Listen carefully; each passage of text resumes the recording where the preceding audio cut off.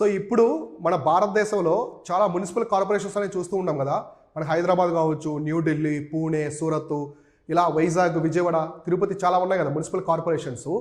అయితే మన భారతదేశంలోని మొట్టమొదటి మున్సిపల్ కార్పొరేషన్ ఏంటి?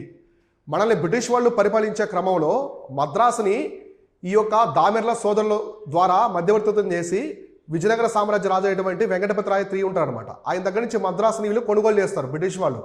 కొనుగోలు చేసిన తర్వాత 1684 సంవత్సరంలో 1684లో మద్రాసుని మొట్టమొదటి ప్రెసిడెన్సీగా చేస్తారు, ప్రెసిడెన్సీగా ప్రకటిస్తారు ఎవరు? బ్రిటిష్ వాళ్ళు.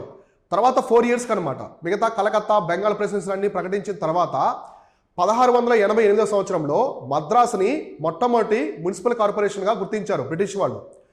కాబట్టి మన భారతదేశంలోనే మొట్టమొదటి మున్సిపల్ కార్పొరేషన్ వచ్చేసి మద్రాసు. అయితే ఈ మద్రాసు మున్సిపల్ కార్పొరేషన్లో మొత్తం 10 మంది మెంబర్స్ ఉండేవారు అనమాట. మేయరు, తర్వాత 10 మంది సభ్యులు. మనకి మున్సిపల్ కార్పొరేషన్లో మేయర్ ఉంటారు కదా, మేయరు 10 మంది సభ్యులు ఉంటారు అనమాట. అయితే ఈ 10 మంది సభ్యుల్లో 7 మంది మన భారతీయులే ఉండేవాళ్ళు ఆ మున్సిపల్ కార్పొరేషన్లో. ఈ విధంగా భారతదేశంలోని ఫస్ట్ మున్సిపల్ కార్పొరేషన్ తీసుకొచ్చింది ఎవరంటే బ్రిటిష్ వాళ్ళు. అది స్థాపించబడింది ఎక్కడంటే మన సౌత్ ఇండియాలో ఉన్నటువంటి మద్రాసులోనే బ్రిటిష్ వాళ్ళు ప్రారంభించారు. ఎందుకంటే బ్రిటిష్ వాళ్ళ యొక్క పరిపాలన అనేది మద్రాసు నుంచే మొదలైందనమాట. వాళ్ళు సెయింట్ జార్జ్ కోటను నిర్మించుకొని విజయనగర సామ్రాజ్యం యొక్క రాజుల అనుమతితో అక్కడి నుంచే పరిపాలన అనేది మొదలుపెట్టారు. సో ఇప్పుడు మన భారతదేశంలో చాలా మున్సిపల్ కార్పొరేషన్స్ అనేవి చూస్తూ ఉన్నాం కదా. మన హైదరాబాద్ కావచ్చు, న్యూఢిల్లీ, పూణే, సూరత్, ఇలా వైజాగ్, విజయవాడ, తిరుపతి చాలా ఉన్నాయి కదా మున్సిపల్ కార్పొరేషన్స్.